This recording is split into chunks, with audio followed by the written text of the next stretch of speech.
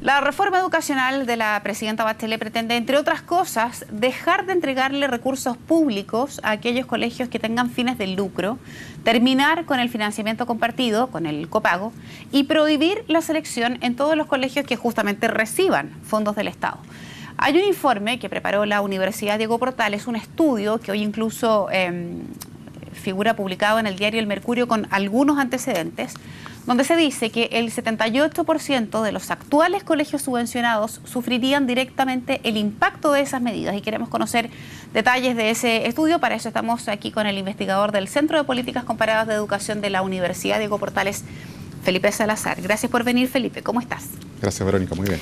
Quiero recordar esos datos. El 78% de los colegios subvencionados lucra. Y además, otro dato relevante para esta conversación, saber que a lo menos el 43% de los colegios por lo menos pide un informe de conducta cuando recibe un alumno que viene proveniente de otro colegio. Con esas cifras, con esos datos, ¿cuál va a ser el impacto que va a tener eventualmente una reforma educacional con los lineamientos que ya ha planteado el actual gobierno? Hay un matiz que hacer. Cuando hablamos de colegios con financiamiento de lucro, es que el sostenedor tiene una persona jurídica, es una persona jurídica que puede lucrar. Esto no significa que necesariamente lucren. Ya tenemos estudios previos que muestran que buena parte de estos sostenedores que figuran como con fines de lucro, en realidad son profesores que se hicieron cargo de colegios locales. Y además tenemos otros, no sostenedores individuales, sino que sostenedores que forman empresas, pero son tan pequeñas o tienen un alcance tan limitado en su accionar que no necesariamente lucran. Entonces, dicho eso, tenemos que tener claro que una cosa es la personalidad jurídica y la forma como se establecen estas personalidades jurídicas, y otra cosa es en la realidad cómo, si lucran o no lucran. También hay una diferencia. Hay muchas instituciones sin fines de lucro que dicen que ellos establecen colegios con fines de lucro porque es jurídicamente más fácil establecerse como una personalidad con fines de lucro que sin fines de lucro. Y según ellos no lucran. Entonces, dicho esto, me parece que el siguiente paso es transparentar este tema de las personalidades jurídicas. Y la evidencia nos muestra que y de calidad. Las escuelas no lucran en general y que los sostenedores que lucran son muy pocos. Entonces uno esperaría que si se elimina el lucro o si se transparenta todo esto, los afectados no sean muchos. O sea, pero fíjate que llama la atención aquello que me señalas, porque me parece interesante, y es que desde el punto de vista de probablemente los trámites administrativos sea mucho más fácil conformar una entidad con fines de lucro a pesar de que el sostenedor no lo haga, versus alguien que para efectos del trámite diga claramente que no va a lucrar. Ahí hay un tremendo sinsentido respecto de los procedimientos que se siguen. Claro, ese es un argumento. Pero el otro argumento que usan, y ese es el argumento que usan algunas instituciones sin fines de lucro, como por ejemplo la Iglesia, que tiene escuelas con personalidad jurídica que tienen fines de lucro o que podrían tener lucro. Sin embargo, si uno hace los análisis dentro de los grupos, por ejemplo, miras a las escuelas católicas con y sin fines de lucro, uno observa una diferencia en cómo se comportan en el financiamiento compartido, por ejemplo, en el cobro de copago, en las escuelas con fines de lucro. ¿Cuál es esa diferencia, por ejemplo? Que cobran más. Cobran un 10% más en promedio. Y el hecho de, la pregunta que cae inmediatamente es, el que haya un financiamiento compartido o el hecho que un apoderado ponga sobre la mesa una determinada cantidad de dinero, ¿es realmente sinónimo de que su hijo va a tener mejor calidad de educación, mejor infraestructura, mejores profesores? Para nada. ¿No? El financiamiento compartido hoy en día, que está vinculado de alguna manera al fin de lucro, lo único que permite es segregar de mejor manera a los estudiantes. O sea, tú vas a tener colegios dentro de una misma comuna que van a estar los estudiantes segregados, es decir, repartidos según nivel socioeconómico de acuerdo a su capacidad de pago. Pero no garantiza necesariamente que esa persona va a recibir mejor Puede educación. ser, hay excepciones, y siempre que uno hace esta afirmación en público, siempre hay algún sostenedor o alguien que conoce a un niño que está en un colegio donde efectivamente el financiamiento compartido ellos creen que les está entregando un mejor CIMSE. Ni siquiera hablemos de calidad, sino que lo simplificamos en CIMSE. Así todo es muy difícil saberlo, digamos. Ahora, Felipe, respecto de otro de los asuntos que también viene como materia de discusión en el Parlamento como parte de la reforma educacional, es el fin de la selección. Vale decir, ningún colegio va a poder eventualmente aplicar criterios para determinar quién ingresa a ese colegio o quién no.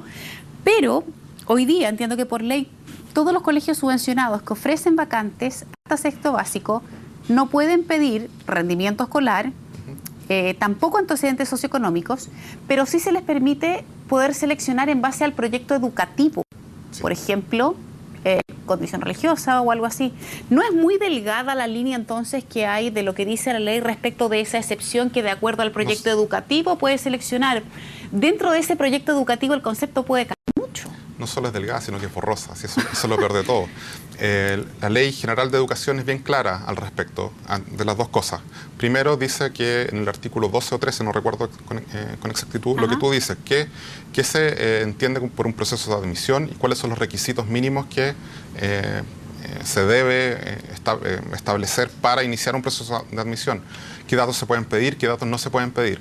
Sin embargo, la misma Ley General de Educación, en 3 artículos distintos, muestra que los sostenedores primero, tienen la obligación de establecer un proyecto educativo, los padres tienen que conocer y adscribir a este proyecto educativo,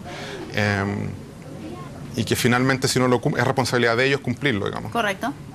Entonces, claro, por un lado puedes no seleccionar por ciertas variables, pero sin embargo tienes otro conjunto de variables que están ocultas en el proyecto educativo, y eso le permite a los sostenedores seleccionar, y ese es el gran problema, digamos. Y desde ese punto de vista, a ti como investigador, ¿te hace sentido esta iniciativa que se quiere implementar y poner como una ley que no se pueda seleccionar a alguien que postula a un colegio? Tiene mucho sentido.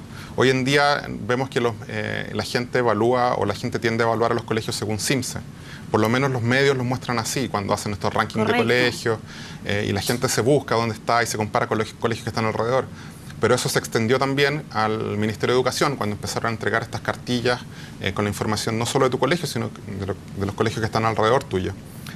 Y resulta que cuando comparamos CIMSE no estamos comparando efectivamente escuelas, estamos comparando básicamente familias.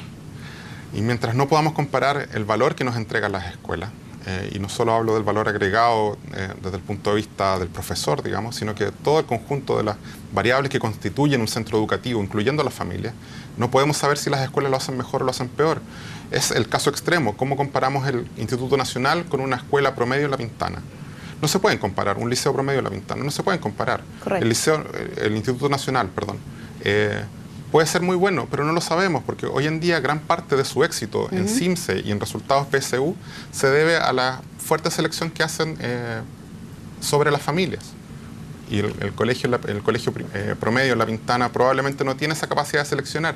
Y aunque la tuviese, imaginemos que un liceo particular subvencionado, que tiene capacidad de seleccionar de séptimo hasta cuarto medio, de todas maneras accede a un pool de estudiantes que en promedio va a ser de mucho menor nivel socioeconómico. Entonces, de todas maneras, aunque ambos pudiesen seleccionar de la misma manera, el Instituto Nacional puede seleccionar desde un grupo más grande de estudiantes y por tanto puede escoger más y mejores alumnos. Desde el punto de vista de lo que ocurre con un estudiante cuando está inserto en un ambiente donde la variedad de los estudiantes es mucho más amplia. Es decir, no solo tengo variedad desde el punto de vista del credo religioso, sino que también tengo estudiantes con mayor o menor capacidad de aprender, cuando tengo una diversidad. ¿Qué pasa con los niveles de aprendizaje? Muchos dicen, mire, fíjese que a mí me parece bien la selección, porque si mi hijo va a un curso y resulta que tiene compañeros que están un poco más rezagados, se va a perjudicar, dicen algunos, el que está con un poco más de ventaja. Pero también está el argumento que dice, bueno, ese que va rezagado necesita tener compañeros más aventajados para que pueda nivelar hacia arriba. ¿Cuál es un poco el análisis más correcto respecto de eso en base a la evidencia que hay? Hay dos cosas. La evidencia muestra primero que los estudiantes que asisten a colegios más diversos, aquellos que son aventajados no sufren rezago, pero aquellos que no son tan aventajados sí se benefician de tener alumnos más aventajados en cuanto a resultados en pruebas estandarizadas en general. Pero lo segundo tiene que ver un poco con, más allá de los resultados en pruebas estandarizadas, es qué queremos, tener una sociedad donde la gente viva en burbuja, no solo la gente de los estratos socioeconómicos más altos, porque resulta que esta segregación no solo se da entre los más ricos y el resto, sino que dentro de la gente que no es tan rica, también hay segregación por distintos matices, y eso ha sido demostrado en varios estudios. Perdona, ¿cuál es la segregación dentro de ese grupo, quizá de una clase media o emergente? ¿Cuáles son las discriminaciones que se dan ahí? Por ejemplo, que los dos papás trabajen, que los papás sean religiosos, el número de hijos, dónde vives, si tus papás estudiaron en cierta parte, si tus papás vienen del sur o del norte, Mira. si tus papás son extranjeros. Hay un montón de matices. La gente en Chile nunca es pobre, nunca es la más pobre, siempre hay alguien más pobre que uno. Hay un estudio de la Universidad de Chile, creo que es de Javier Núñez, que muestra esto, que la pobreza relativa en Chile siempre hay alguien más pobre que uno, digamos. Uno nunca está peor que el Siempre hay delgado, alguien peor, siempre hay digamos. alguien peor. Felipe, para terminar, me parece relevante poder preguntar tu opinión a grandes rasgos, un tema que deberíamos o podríamos estar horas conversándolo, pero para generarnos una idea, desde el punto de vista de las políticas comparadas, de la investigación que ustedes han hecho en la UDP, ¿qué te parece a grandes rasgos los lineamientos de la reforma educacional que quiere encaminar hoy día la administración Bachelet cuando se habla, por ejemplo, de desmunicipalizar, de no pedir selección y de no lucrar cuando existen platas del Estado involucradas, ahí metidas? Dos de estas tres ideas ya se habían planteado antes en el gobierno anterior de la presidenta Bachelet. La desmunicipalización no había tomado fuerza sino hasta el gobierno anterior.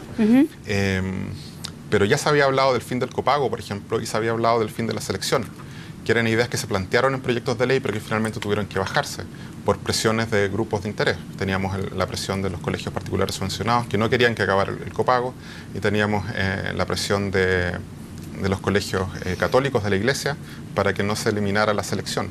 Por eso tenemos hoy día este asunto de los proyectos educativos. Me parece y por eso mismo me parece que son ideas que hemos pedido desde hace tiempo ya para poder evaluar bien a los colegios, no castigar a los profesores que se les culpa tanto de muchas cosas, siendo que a veces ellos reciben un grupo difícil de estudiar, que es la gran mayoría de los estudiantes en Chile. Pero el proyecto de ley puede ser muy bueno, puede estar muy consensuado, pero llega un momento en que tiene que ser discutido en el Congreso, y a veces este proyecto no solo va a ser discutido por sus propios méritos, sino que va a ser discutido respecto a otros proyectos de ley donde tal vez no existe el quórum y haya que entrar a negociar entre proyectos. Entonces es complicado, pero por lo menos una buena señal. Va a ser difícil. Felipe, muchísimas gracias por haber venido a los estudios de CNN a darnos tu comentario respecto de esas cifras. Que tengas un buen día. Gracias, Verónica. Chao.